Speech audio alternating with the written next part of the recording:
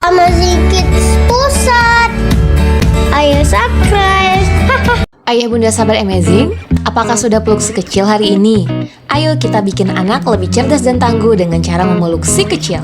Menurut penelitian yang dilakukan di Nationwide Children's Hospital, Ohio, pelukan pada bayi prematur dapat memberikan rasa tenang dan menstimulasi respon otaknya. Apalagi ya manfaat dari memeluk si kecil?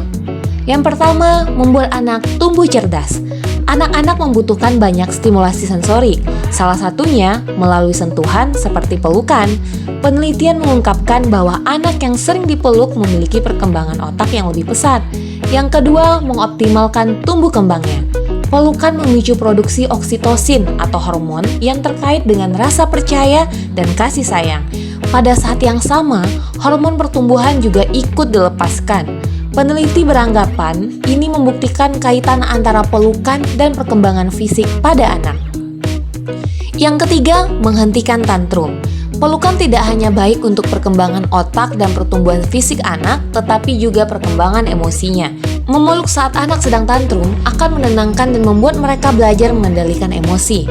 Yang keempat, membuat anak lebih tangguh.